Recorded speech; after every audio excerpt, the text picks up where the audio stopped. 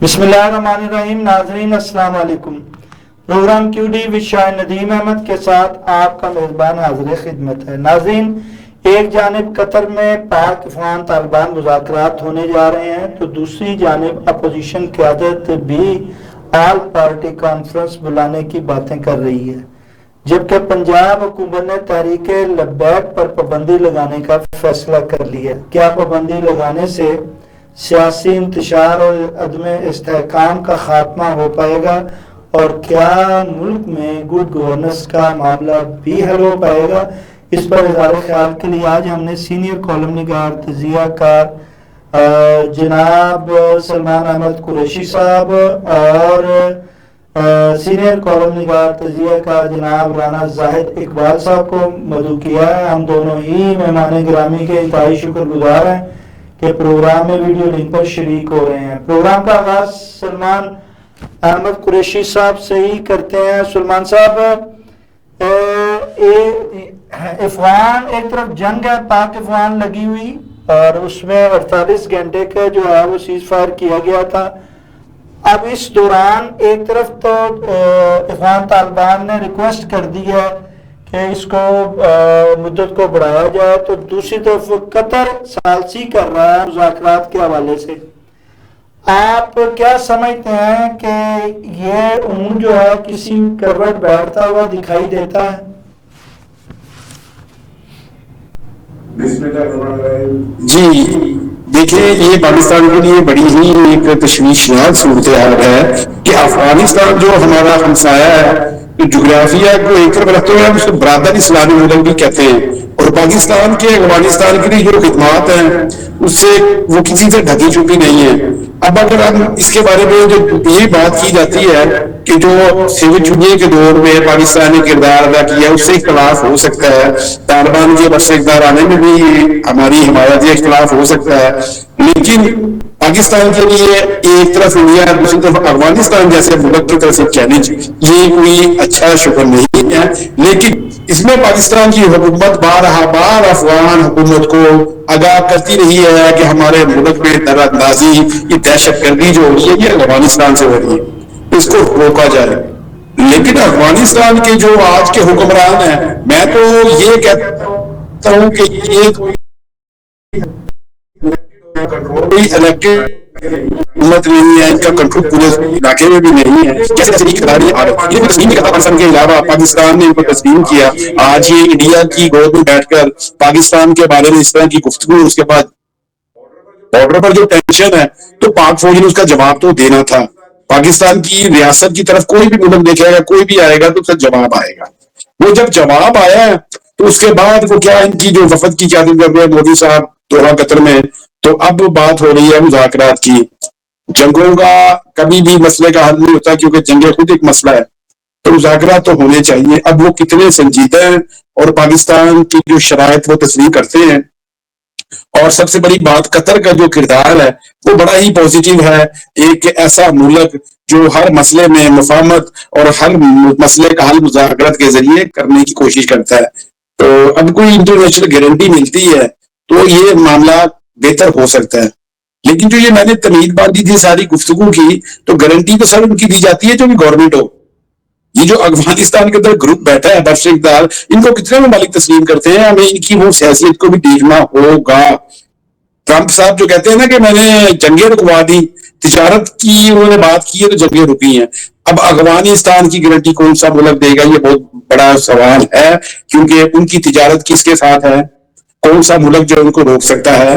तो मुझे तो ये बड़ा खतरनाक खेल लगता है। इकबाल साहब, सलमान अहमद कुरैशी साहब का कहना है कि तालिबान को जब कोई मानता नहीं है तो इनकी गारंटी कौन देगा, लेकिन अमेरिका मुआहदे में जब यहाँ से अमेरिकन गए हैं तो कतर ने ही इन मामलात की गारंटी तब भी दी थी और तब भी ये मामला उसी ने हल करवाए थे। तो इस दफा भी ये सिर्फ फ्रंट पे अगर कतर है तो लाजमी बात है कि बैक पे सऊदी अरब भी है, दीगर जो ममालिक हैं वो भी उनके साथ हैं।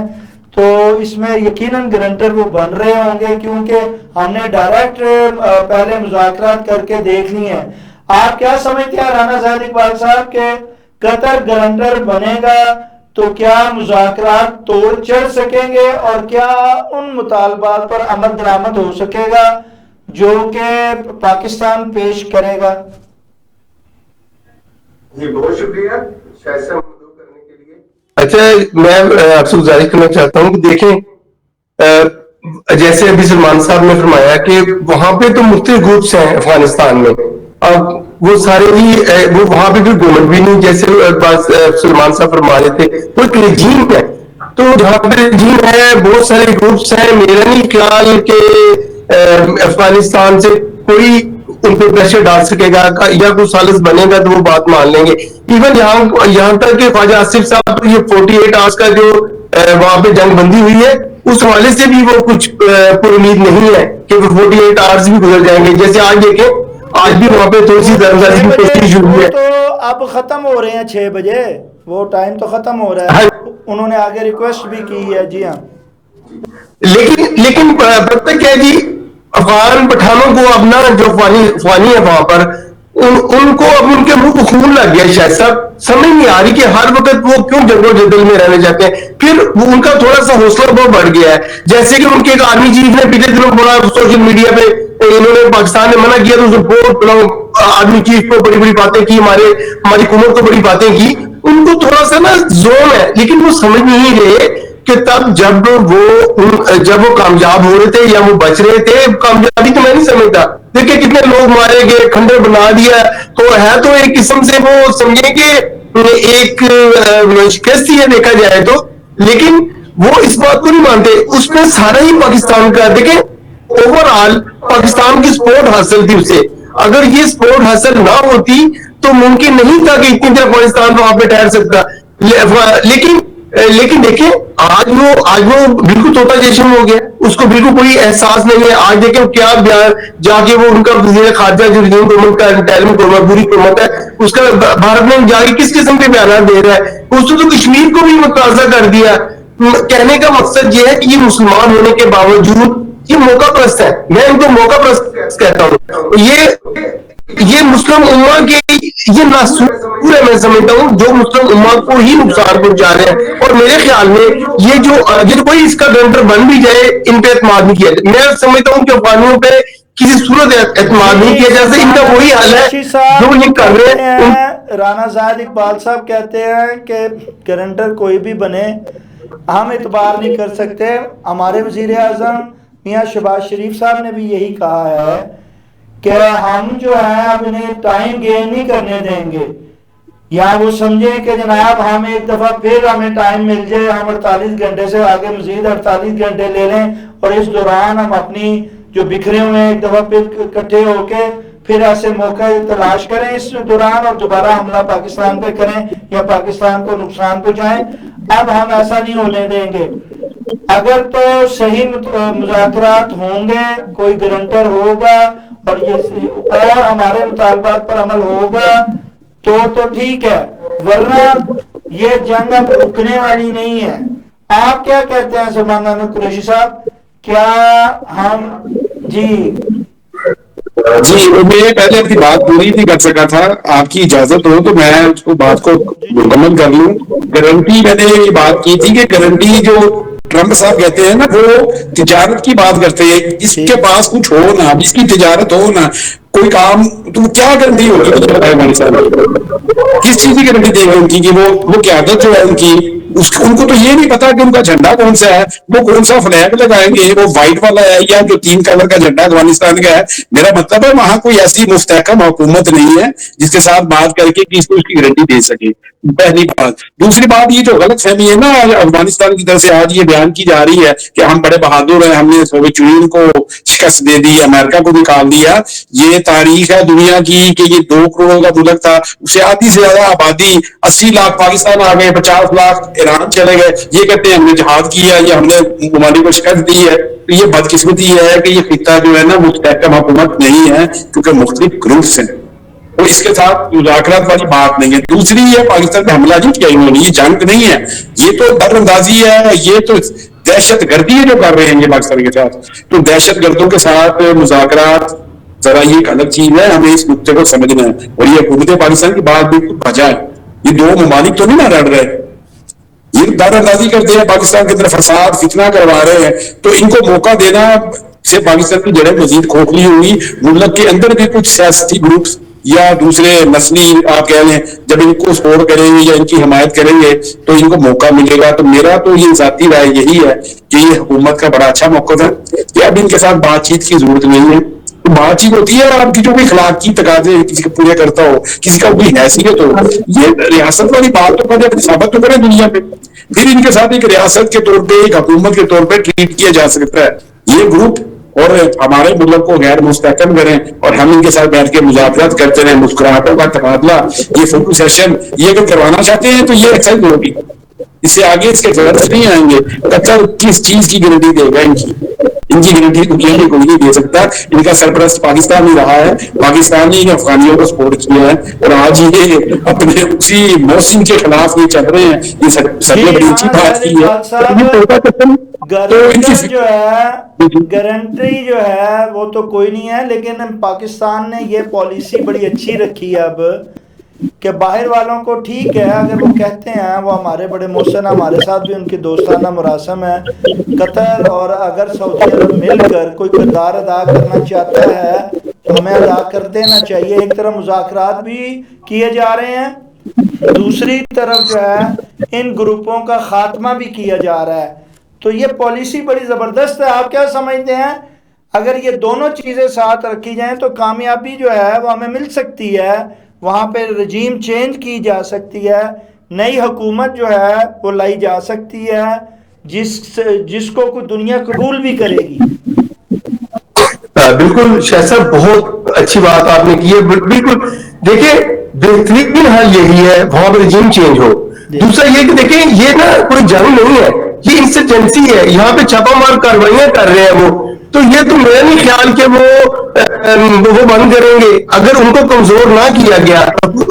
اگر ان کو کمزور کیا جائے گا تو تبھی وہ اس سے باز آئیں گے، ورنہ آپ کو پتا ہے جس طرح دو بھائیوں سے دیکھ لیں پاکستان میں کس طرح کی کاروائیاں ہو رہی ہیں اور یہ سارے ٹی ایل پی والے اس کے پیچھے ہیں. لیکن میں آپ کو بتاتا ہوں وہ جو ان کے کیا نام نبیل ان کے تھے اپنا ان کی جو سیکورٹی ایجنسی ہے نا، خفیہ ایجنسی ہے ڈی ایس، جو ان کا میں نے پچھلے دنوں میرے کالم میں بھی اس کا ذکر کیا ہے. انہوں نے 2010 سے 12 تک وہ ہیڈ رہے ہیں جو ان کی انٹیلیجنس ایجنسی ہے.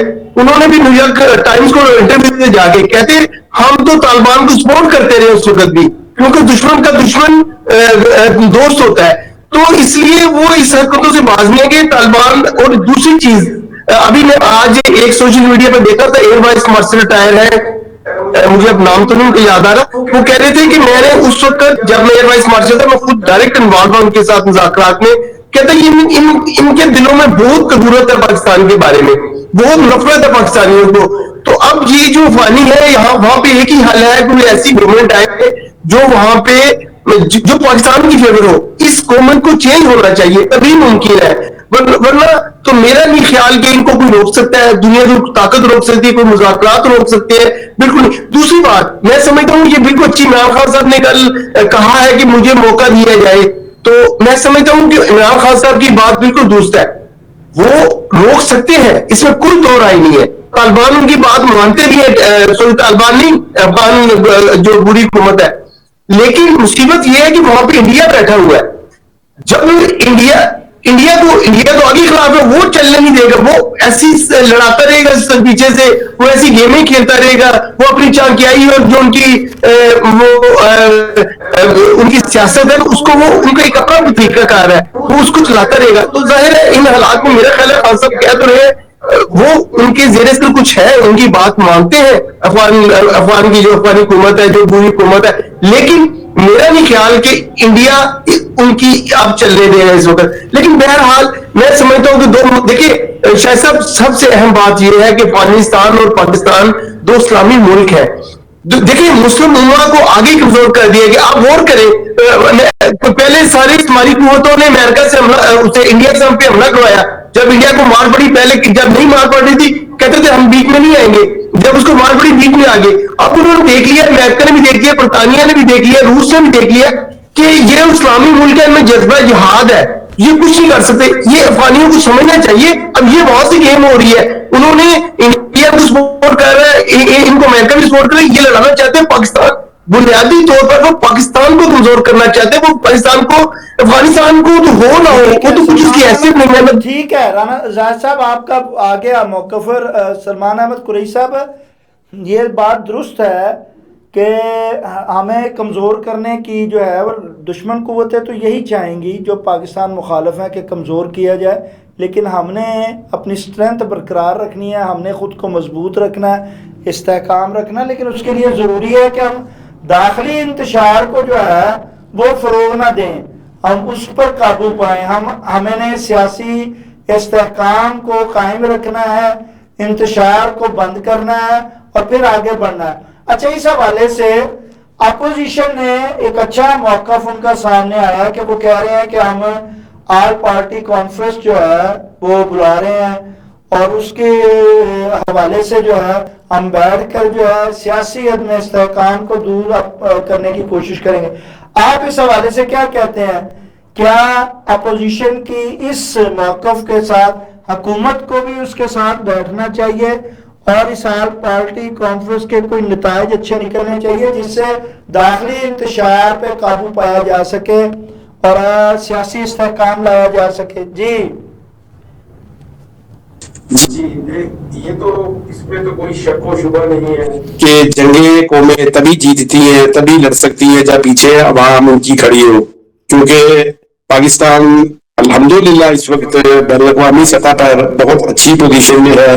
جو مئی میں اللہ نے فتح دی ہے انڈیا کے خلاف, پاکستان کا امیج اور پاکستان کا جو امیج ہے اسے دنیا تسلیم کر رہی ہے, بڑی طاقتیں بھی تسلیم کر رہی ہیں. تو اس حوالہ سے ملک کے اندر بھی کم از کم جو قومی ایشوز ہیں اس میں یکجہتی ضروری ہے اور یہ ہونی چاہیے. یہ جو تجویز دی گئی ہے آل پارٹی کانفرنس کی بات سامنے آئی ہے, اسد کیسر صاحب نے یہ بات کی ہے, تو لیکن ایک بڑا ہی تکلیف دہ پہلو اس کے ساتھ ہے کہ آج ہی وزیر اعظم پاکستان میاں شہباز شریف نے جب اجلاس بلایا تو چاروں صوبوں کے وزراء اعلیٰ کو بلایا گیا تھا, جس میں سے کے پی کے نئے وزیر اعلیٰ نہیں آئے. آزاد کشمیر کے وزیر اعظم موجود تھے, جی بی کی نمائندگی تھی, لیکن کے پی کے وزیر اعلیٰ نہیں آئے. اب یہ ایک تو سب سے بڑی بات ہے, ان کو بانی پی ٹی آئی سے ملنے نہیں دیا جائے گا, ان کو جی بانی بات بار بار سنا کیا گئے, بانی پی ٹی عدالت کا بھی حکم نہیں ماننا آئی چاہتا, ایک وزیر اعلیٰ جانا چاہتا ہے اس کو بھی نہیں جانے دیا, یہ بھی تو ٹھیک نہیں ہے نا. کسی نے نہیں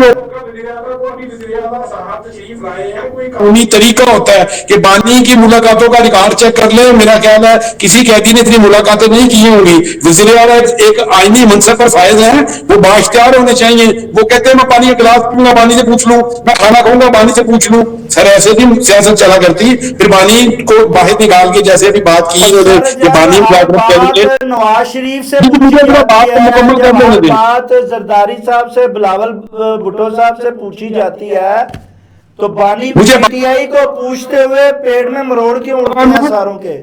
شاید سر زرداری صاحب صدر پاکستان ہے, باہر ہیں. عمران خان کو سزا ہوئی ہوئی ہے, وہ قیدی کے جو حقوق ہوں گے وہ اتنے بھی ملیں گے. میری آپ کی خواہشوں پہ ایسا نہیں ہوگا کہ ہم ہر بات کے لیے ملاقات کریں, ایک دفعہ جائیں ان سے پوچھ لیں میرا مینڈیٹ کیا ہے, ہماری پالیسی کیا ہے, اس پہ یہ مت کر سکتے ہیں. ایسے نہیں ہوتا کہ ہر بات کے لیے آپ یہی ڈیمانڈ رکھیں گے, جب کوئی بات ہوگی وہ مختلف ہوگا. یہ سیاست نہیں ہوا کرتی. میاں نواز شریف بھی اس ملک سے باہر سے پارٹی چلائی تھی, آپ کو یاد ہوگا جنید مخدوم ہاشمی نے, پیپلز پارٹی بھی لوگوں نے چلائی ہے, ایسے مخدوم امین فہیم نے. تو آپ بار بار یہ اگر بنائیں گے میں بات کے بانی سے پوچھ کے بات کروں گا تو معذرت کے ساتھ پھر تو آپ یہ نہ سوچیں کہ کبھی بھی یہ جو اتنی بڑی تمادی, اتنا انتشار پہلا اس ملک میں سیاسی طور پہ وہ ختم ہوگا. پی ٹی آئی کے ساتھ زیادتی ہوگی, اس کا کوئی آئینی راستہ ہے. کانفرنس کی بات ہو رہی ہے, سیاسی استحکام لانے کی بات ہو رہی ہے, دوسری طرف جو ہے وہ تحریک لبیک پر پابندی لگائی جا رہی ہے, تو کیا آپ سمجھتے نہیں اس طرح خرفشار مزید بڑھے گا؟ جی شاہ صاحب, میرا خیال ہے کہ آپ بالکل درست کریں. پہلے میں تھوڑا سا سلیمان صاحب کی تھوڑی سی بات ہے. دیکھیں جب نواز شریف باہر تھے تو کسی صوبے میں نون لیگ کی حکومت نہیں تھی, وہ تو چھوٹی سی جو تھی اپوزیشن میں بیٹھے ہوئے تھے. اب تو دیکھیں ایک اہم صوبے میں جہاں پہ تخریب کاری ہو رہی ہے, جو براہ راست افغانستان کے ساتھ جنگ میں وہ ڈائریکٹ ان کے ساتھ انہیں کا آمنا سامنا ہو رہا ہے.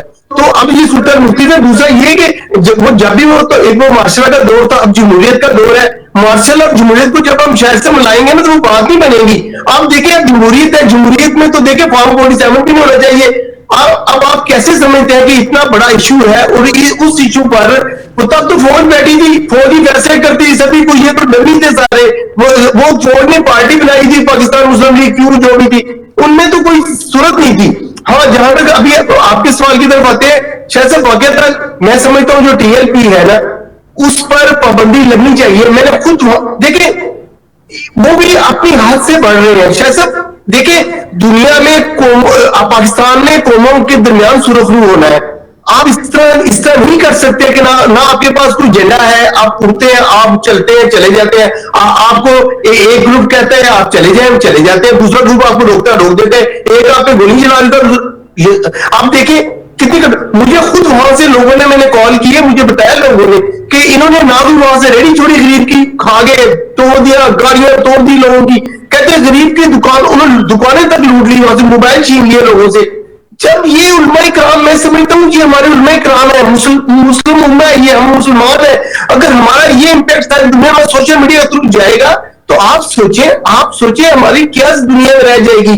میں بالکل اس بات کو ایکسپٹ نہیں کرتا. نہ ابھی کوئی سیاسی قوت ہے, نہ صرف آپ ایک نام ہاتھ سے لے کے آپ ابھی نارمل سا بندہ ہے, اس کو بات بھی نہیں اچھی کرنی آتی. اس طرح تو کام شاید نہیں چلے گا. اس طرح رانا زاہد صاحب نے جس طرف نشاندہی کی ہے کہ پارٹیاں یہ خود بناتے ہیں, خود ان کو پروان چڑھاتے ہیں, پھر پروان چڑھانے کے بعد ان تنظیموں کو سیاسی پارٹیوں میں منتقل کرتے ہیں. جب وہ بن جاتی ہیں اور پھر وہ ہاتھ سے باہر نکلتی ہیں تو پھر پابندیاں لگائی جاتی ہیں. یہ کوئی اچھی روایت نہیں ہے پابندی لگانے. اگر سیاسی پارٹیوں پہ پابندی لگائی جائے گی تو پھر تو جو کوئی بھی حکومت میں آئے گا وہ اپنی مخالف پہ پابندی لگائے گا. ایک لحاظ سے درست ہے کہ ایسے جو انتشار پھیلائے ایسی پارٹی پابندی لگنی چاہیے, لیکن دوسرے لحاظ سے غلط ہے کہ آپ اسے سیاسی پارٹی بنانے کے بعد آپ ان میں سزا اور جزا کریں. جو غلط کام کر رہے ہیں ان میں سے شر پسند ہے ان کو پکڑیں, لیکن پارٹی پہ پابندی لگانا یہ تو ایک غلط روایت جمہوریت میں بن جائے گی. آپ کیا اس حوالے سے کہتے ہیں؟ آخری سوال جی. دیکھیں ہر چیز کے دو پہلو ہوتے ہیں.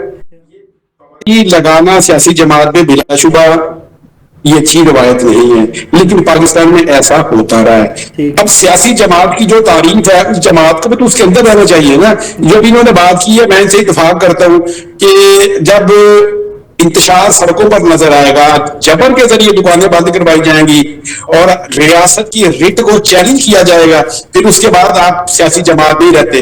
پھر ایسے جتھوں کو حملہ ور جتھے کہا جائے گا اور ان کے خلاف کارروائی ضروری ہو جائے گی, کوئی بھی جماعت ہو. اور دوسری بات میں اب جو آپ نے بات کی ہے کہ اس کو بنایا گیا, سر یہی تو بدقسمتی ہے. میں یہی کہنا چاہ رہا تھا, ابھی انہوں نے بات کی اس سے متعلقہ بات ہی ہے کہ میں نے یہ عرض کیا ہے کہ عمران خان کو بھی اتنے حقوق دے جتنے قیدی کے ہوتے ہیں. یہ نہیں ہے کہ روز ان کو ملاقات کے لیے وہ جو خواہش کریں گے پوری ہو جائے گی. چاہے مجھے قانون کے مجھے بات پوری کر لینے دیں, مجھے بات پوری کر لیتے ہیں, خیر بات پوری کر لیں. ایک دفعہ ملاقات کروا دیں جو ان کا رائٹ ہے. اس کے بعد یہ روز روز کے جو مطالبات کسی بھی ہے نا سیاسی جماعتوں کے, یہ پورے نہیں ہو سکتے. پی ٹی آئی کا بھی یہی مسئلہ ہوا ہے کہ اتنے حالات خراب اس لیے ہوتے کہ وہ بھی ہر چیز کے بارے میں روڈ بلاک کرنا, روز احتجاج, روز دھرنا, روز جلسے, روز جلوس, یہ چیزیں سر آئین کے دائرے کے اندر رہتی ہوں تو 2 مہینے ہوا کرتے. تو ان کو بھی جو اتنی سختی بھگتنی پڑ رہی ہے نا اپنی سیاسی جماعت کے باہر جانے میں بھگتنی ہے. ختم کیا تب کیا نا انہوں نے, جب انہوں نے غیر آئینی قوموں کو ختم کیا تو تب پی ٹی آئی نے کیا نا. میں سلمان صاحب سمجھتا ہوں, میں ایک آخر میں سے میں بات کریں کون سا آپ آئین کسی کو بتا دیں کون سا غیر آئینی کام ہوا ہے. پاکستان کی تاریخ میں پہلی گورنمنٹ ہے جو آئینی طریقے سے اعتماد سے گئی ہے, ورنہ یہاں پانسی ہوتی ہے, جلا وطنی ہوتی ہے, وہ آئینی ہے.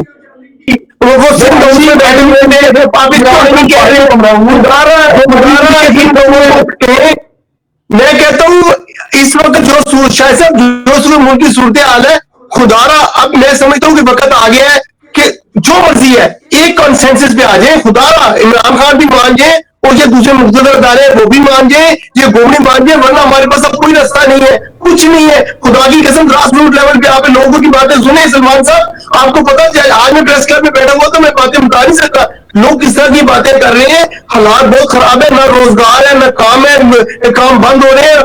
آپ کی کتنی ساری جو فارن کنٹریز ہے, یہاں سے کریم ہوئی, پھر یہ کیا اس کا نام ہے اپنا جانسن نے کیا, وہ ساری بزنس بند کر کے پاکستان سے جا رہی ہے. ابھی میں آج کی بات کہہ رہا ہوں کہ امریکہ نے اپنے جو پاکستانی لوگ ہیں وہاں پہ اس کے جو پاکستانی نژاد لوگ ہیں اس نے ان کو بھی منع کر دیا یہاں پہ جانے سے. سر آپ سوچ نہیں سکتے حالات کس طرح جا رہے ہیں, ہمیں اب سوچنا پڑے گا. اب میں تو ان کو خدا ان کو کہتا ہوں اب اس سے نکلا ہے, اب ملک کے لیے سوچیے, اپنی ذاتی نام کو چھوڑ کے. صاحب اور سلمان احمد کوئی صاحب آپ کا بہت شکریہ. رانا زاہد صاحب اور سلمان احمد کوئی صاحب کہنا بالکل بجا ہے کہ ہمیں اپنے رویوں پر غور کرنا ہوگا, ہمیں دیکھنا ہوگا. لازمی بات ہے ہم نے اپنے داخلی اور خارجی جو ہے دونوں سرحدوں پر جو ہیں وہ ہم نے لڑنا ہے, اس کی حفاظت کرنی ہے. لیکن اس کے ساتھ ساتھ ہم نے صرف جنگ ہی نہیں کرنی ہے, ہم نے جنگ جیتی ہے, ہم دوسری جنگ بھی جیتیں گے انشاءاللہ. لیکن اس کے ساتھ ساتھ ہم نے اپنے داخلی جو ہیں معاملات ہیں ان کو بھی درست کرنا ہے, اور اس کے لیے بہت ضروری ہے کیونکہ اگر یہاں معیشت تبھی بہتر ہو سکتی ہے جب یہاں قیام امن ہوگا, جہاں جب سیاسی استحکام ہوگا. اگر سیاسی عدم استحکام ہوگا, انتشار ہوگا, تو اس میں کیسے کوئی کاروبار ہوگا, کیسے عوام کی زندگی میں کوئی تبدیلی آئے گی. تو اس کے لیے ضروری ہے جہاں ہم سرحدوں کی حفاظت کر رہے ہیں وہاں ہم نے داخلی امور پر بھی جو ہے حکومت کو چاہیے کہ وہ گہری نظر رکھے. اگر ہماری افواج پاکستان وہاں کامیابی حاصل کری ہیں تو حکومت کا کام ہے کہ وہ گڈ گورننس جو ہے اس پر خصوصی توجہ دیتے ہوئے عوام کی زندگی میں آسانیاں لائے. عوام کی زندگی میں آسانی ہوگی تو ہی ملک جو ہے وہ استحکام کی طرف جا سکتا ہے, وہ آگے بڑھ سکتا ہے, ترقی اور خوشحالی کی راہ پر گامزن ہو سکتا ہے. ناظرین اس کے ساتھ ہی پروگرام کا وقت ختم ہوا چاہتا ہے. اپنے میزبان شاہ ندیم احمد کو اجازت دیجیے. آپ کا ہمارا ہم سب کا اللہ نگہبان.